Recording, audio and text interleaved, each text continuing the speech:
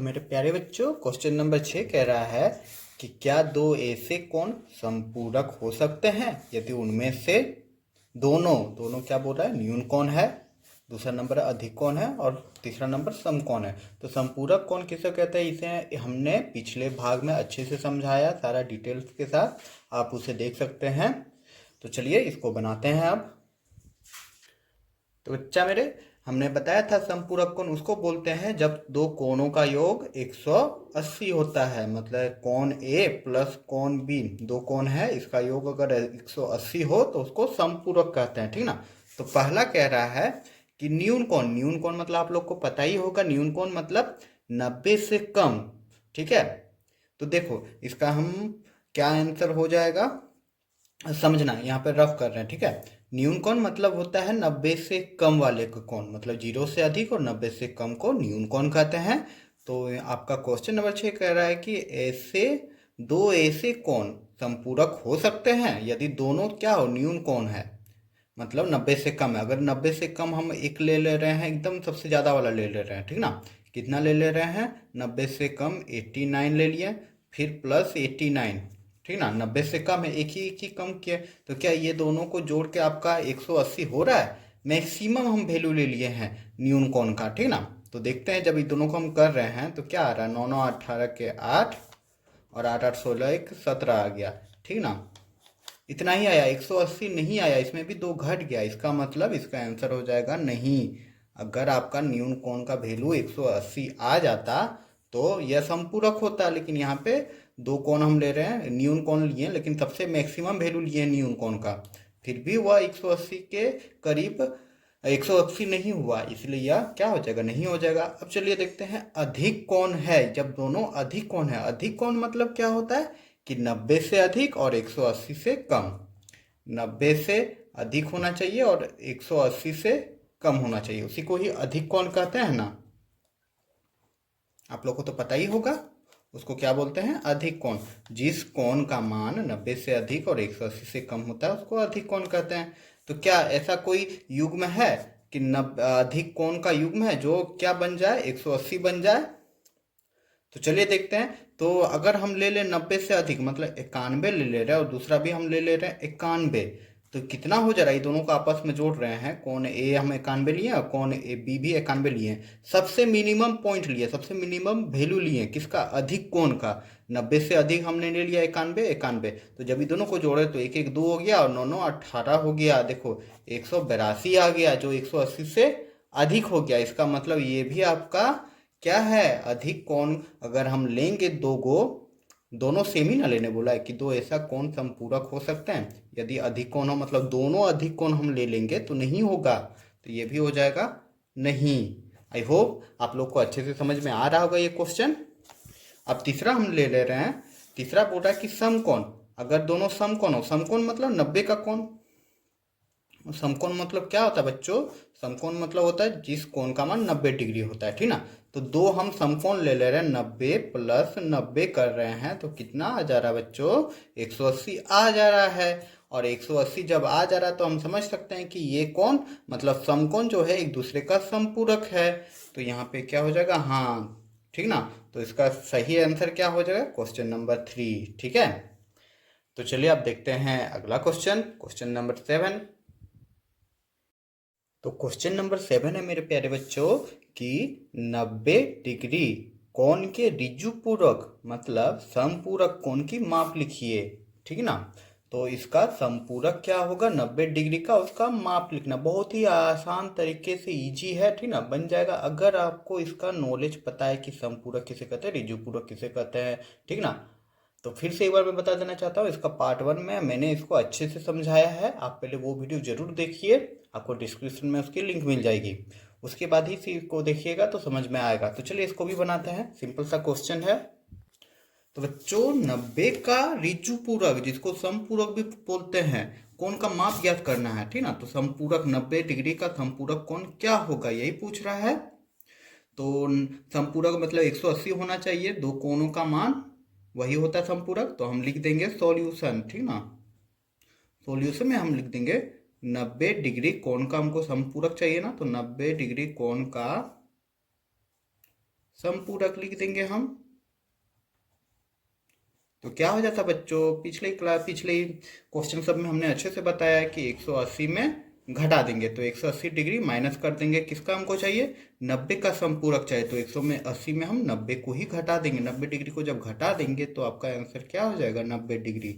और यही हो जाएगा आंसर। और यही 90 जो डिग्री होगा वो 90 कोण का समपूरक होगा। उम्मीद करूंगा ये क्वेश्चन भी समझ में आ गई होगी। क्वेश्चन नंबर 8 है बच्चा कि यदि किसी कोण की माप 45 से अधिक हो किंतु 90 से कम हो तो क्या उसका पूरक कोण, पूरक कोण मतलब दो कोणों का योग 90 हो, ठीक ना, उसी को ही पूरक कोण बोलते हैं। तो बोल रहा है 45 से अधिक होना चाहिए और 90 से कम होना चाहिए। तो क्या वह 45 से अधिक होगा उसका पूरक कोण, कि 45 के बराबर होगा, कि 45 से कम होगा। तो चलिए इसको जरा समझने की कोशिश करते हैं।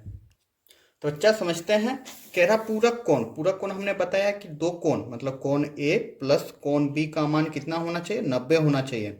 तो कोण ए और कोण बी आपस में पूरक कोण होंगे। तो यहाँ पे कंडीशन दिया हुआ है कि 45 से अधिक हो किंतु 90 से कम हो। तो सपोज हम 45 से अधिक और 90 से कम एक कोण मान ले रहे हैं, हम एक को 70 मान लिए, ठीक है, मान लिए। तो क्या, तो उसका पूरक कोण क्या 45 हो, 45 से अधिक होगा। तो 70 में अगर यदि हम 45 ही जोड़ रहे हैं तो कितना आ जा रहा है, 45 से अधिक ही जोड़ रहे हैं तो कितना हो जाएगा कितना, ये तो जाहिर सी बात है 90 से क्या होगा, 90 से अधिक होगा ये कोण।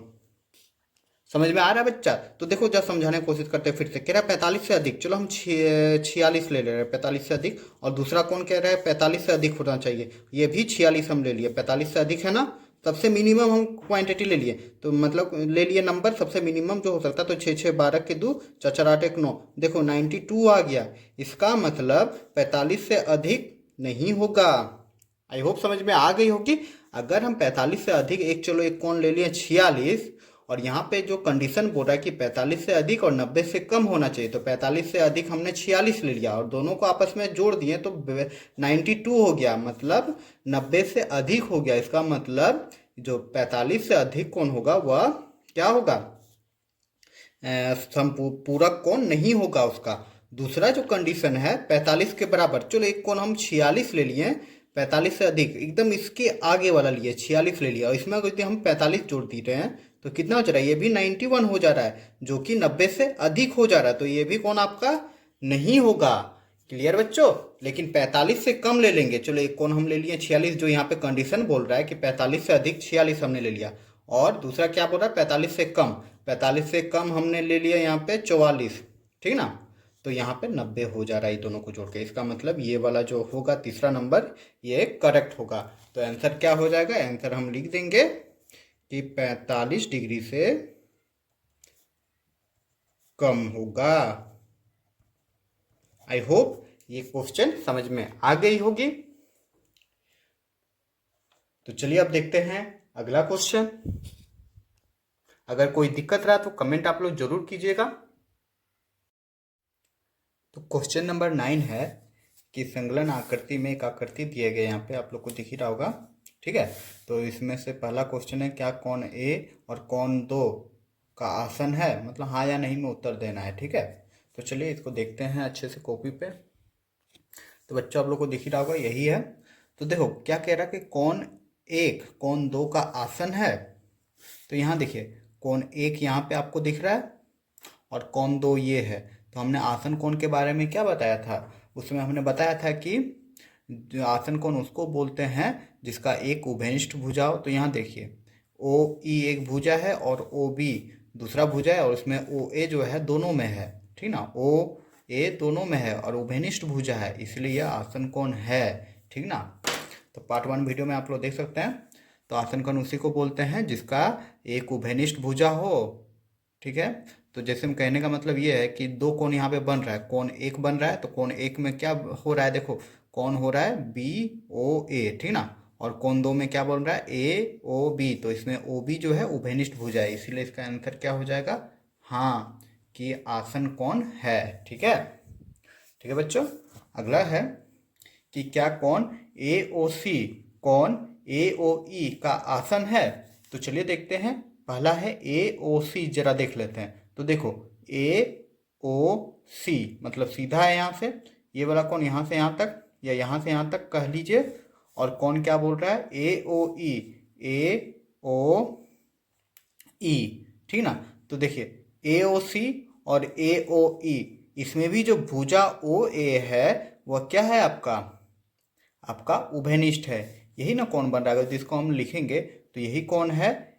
और ये कौन हुआ, और उसका क्या कह रहा है, कौन AOC है, ये दिख रहा है आप लोग को, ये कौन। उसका इसमें और एक कौन क्या बोल रहा है OAE, ठीक ना। ये वाला कौन। तो ये दोनों कौन में हम लोग देख रहे हैं कि ये जो भुजा है OA वह दोनों में है, मतलब उभयनिष्ठ है। इसलिए इसका भी आंसर क्या हो जाएगा, हाँ, यह आसन कौन है। अगर समझ में ना आए तो आप लोग कमेंट जरूर कीजिएगा, ठीक ना। मैं सॉल्व करने का कोशिश फिर से करूँगा अगर नहीं आए तो अगला क्वेश्चन है कि क्या COE एवं EOD रेखिक युग्म बनाते हैं। तो चलिए बच्चों देख लेते हैं कि कौन कहाँ कहाँ है। रेखिक युग्म आ रहा है, तो रेखिक युग्म वह युग्म होता है कि दो आसन कोण का मान कितना होना चाहिए, 180 होना चाहिए, मतलब सीधी रेखा होनी चाहिए, तो ही आपका रेखिक युग्म कहलाता है। ठीक है, तो देख लेते हैं COE। आपका यहाँ C है, O है, E है, ठीक ना। ये कौन है COE, मतलब यहाँ से आपका ये कौन COE, ये वाला कौन दिख रहा है आपका COE, ठीक है। और क्या है EOD, तो EOD मतलब ये वाला कौन COE और EOD, तो ये आपका रेखिक युग्म नहीं बन रहा है, क्योंकि यह सीधी रेखा नहीं बन रहा है। चलिए यहाँ पे छोटा सा करके देखते हैं कैसा है आपका। देखो ऐसा है, सॉरी यहीं पे करते हैं छोटा सा, ठीक ना। छोटा सा समझने की कोशिश कीजिएगा। क्या है COE, यही है ना, ऐसे गया है ऐसे गया है, तो यहाँ से यहाँ तक कौन बना। और दूसरा कौन क्या है EOD, D यहाँ पे है, तो EOD आपका आ रहा है, मतलब यहाँ से यहाँ तक। ये तो नहीं बन रहा, रेखिक युग्म होने के लिए सीधा बनना पड़ेगा, 180 होना चाहिए था, इसलिए ये इसका आंसर हो जाएगा नहीं।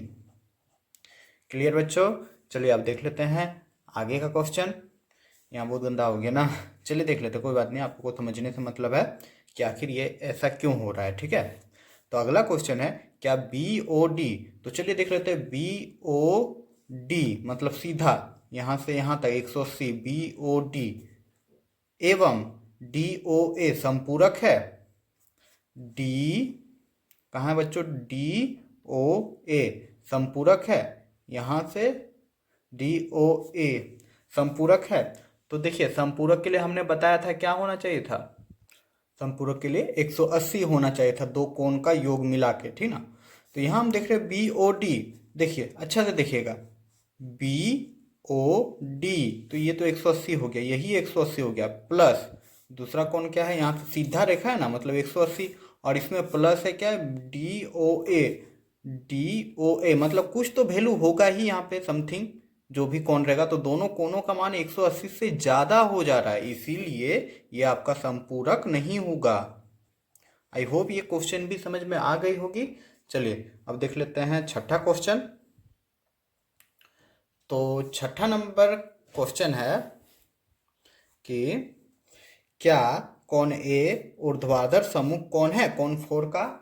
तो यहाँ पे एक वर्ड आया ऊर्ध्वाधर सम्मुख कोण, आखिर इसको किसको बोलते हैं जरा समझ लेते हैं। तो देखिए ये आप लोग को दिख रहा है, दो रेखा का जब हम आपस में काट देंगे, ठीक ना, एक बिंदु पे जब कटेगा, O पे समझो कटा, तो इसी को बोलते हैं ऊर्ध्वाधर सम्मुख कोण। किसको बोलेंगे, तो हम बोलेंगे कोण 1 और कोण 2 को ऊर्ध्वाधर सम्मुख कोण बोलेंगे, और कोण 3 और कोण 4 ऊर्ध्वाधर सम्मुख कोण कहलाता है, ठीक ना। ये दोनों कोण A और कोण 2 ऊर्ध्वाधर सम्मुख कोण होगा, और कोण 3 और कोण 4 ऊर्ध्वाधर सम्मुख कोण होगा। ऊर्ध्वाधर सम्मुख कोण को शीर्षाभिमुख कोण भी कहते हैं, ठीक है। और यहाँ का रूल ये होता है कि कोण A जो होगा अपने सम्मुख कोण के बराबर होगा। मतलब कोण 1 और कोण 2 आपस में बराबर होगा। उसी प्रकार कोण 3 कोण 4 के आपस में बराबर होगा।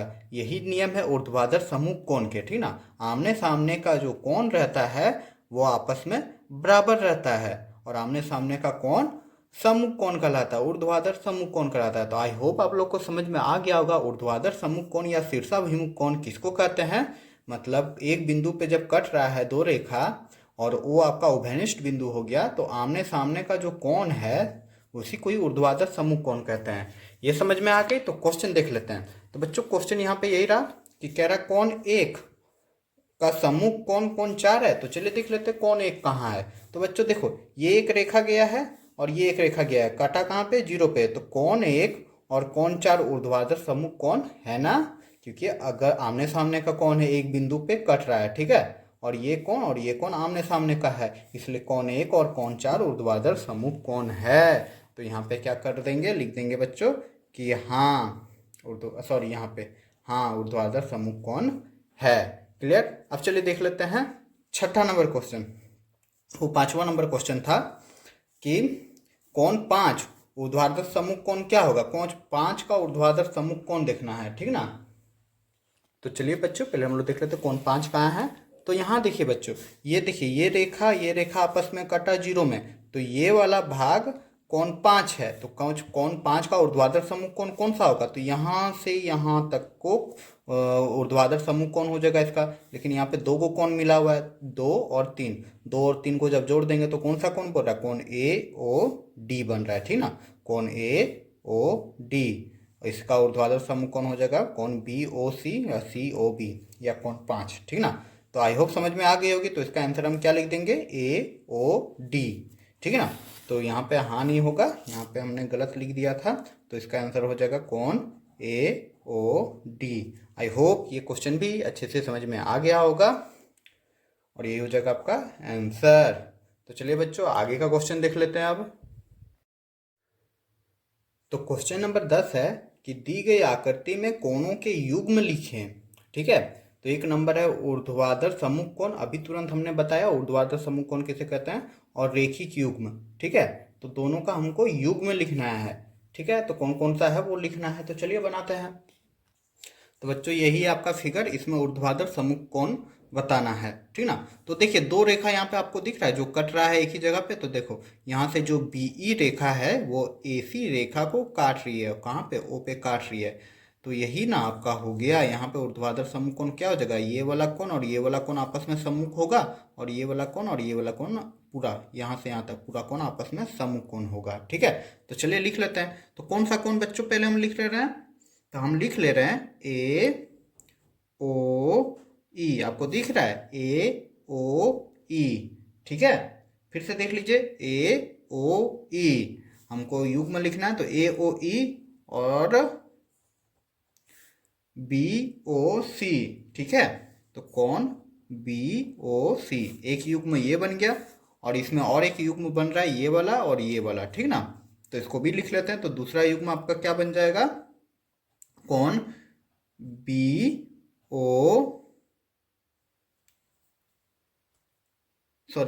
कोण AOB हो जाएगा, ठीक है, या BOA जो लिखो कोई फर्क नहीं पड़ता है।